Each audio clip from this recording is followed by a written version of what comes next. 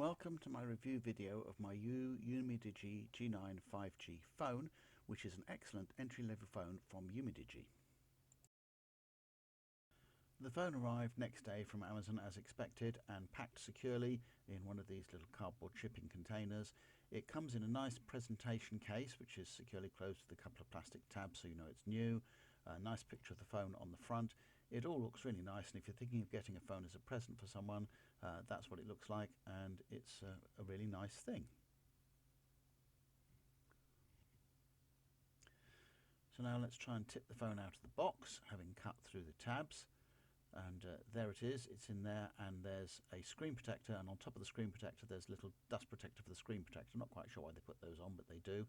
That's the charger plug, and this is the C2C type charger cable, which looks like it's a reasonably good cable. Certainly worked all right when I tried it. And then there's a little SIM pin in there which you've got to get out, so I managed to get that out. And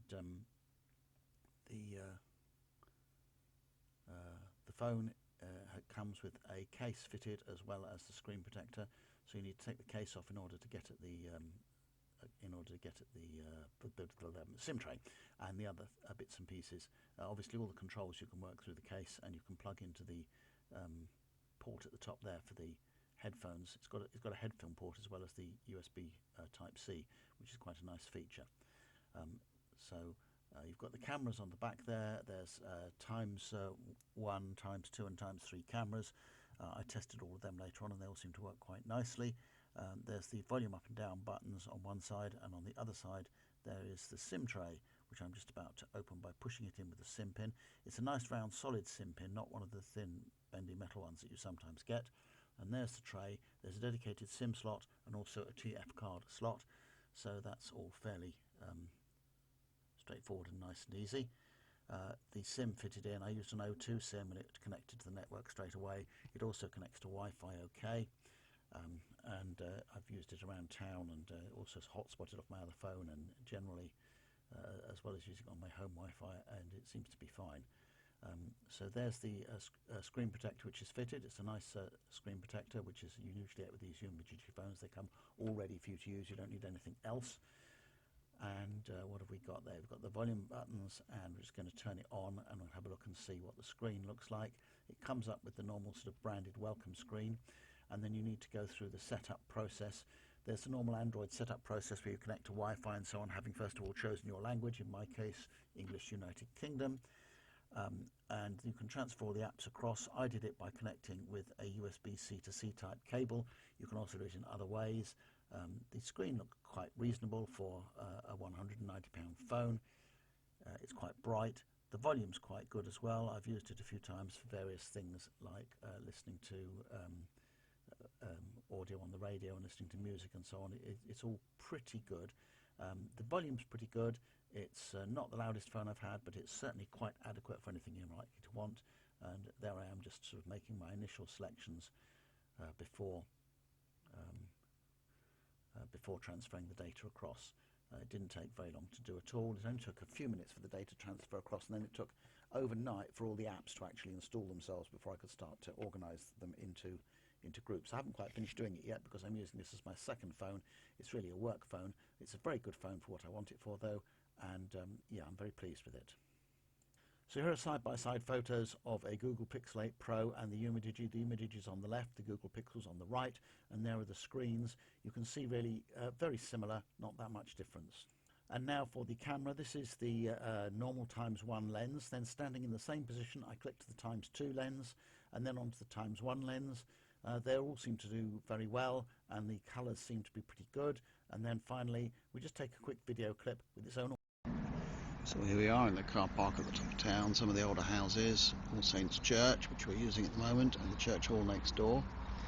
So yeah, looks like a fairly good video camera on this phone. So this is the home screen on my new Umidigi phone. It comes with a reasonably clean set of Android, but you will also get the option of plugging it into your old phone to transfer everything across, which is what I've done. It's transferred the apps, but it hasn't grouped them, so I've started grouping them again myself. Here's my Bible study apps. This is the YouVersion app, which I use every day for my normal Bible reading, and also when I want to read anything from the Bible. I'm almost looking at the Book of Ezra at the moment. We were looking at that at church on Sunday, so that's why I've got that one up. You can see it's reasonably quick, and okay, and so on. The screen resolution isn't quite as great as it is on my Pixel 8 Pro, but then my Pixel 8 Pro costs £1,000 and this costs just over 150. So you know, you get what you pay for. This is a good phone for the price. So what else have I got? My medical stuff, various things I can use, like my phone and so on, the NHS app and things like that, and my physiotherapy programs. And then here I've got Google Kindle. I'm currently reading a Corman Strike book. I don't think I've used Kindle on this yet, so I've got to wait for it to sync my account. Maybe we won't bother to do that. It's nearly done. There we go. So where are we? This is the one I'm reading at the moment, so if I tap on that, it'll open it, load the book, which it does really quickly, as you can see, and there we are. We are at the point that I got to in the book. So pretty good. Now how do you get out? That's why you do that. So all the various other apps that I had on there, I just need to rearrange them into their groups. So South West Railway needs to go into the public transport, and CIGIC needs to go in navigation apps, etc, etc, etc. So all sorts of stuff that I've got on here. Some of it I'll probably get rid of because I don't use it anymore. Yeah, I quite like the way it works. You could do a lot worse than this if you're looking for a decent phone at a reasonable price.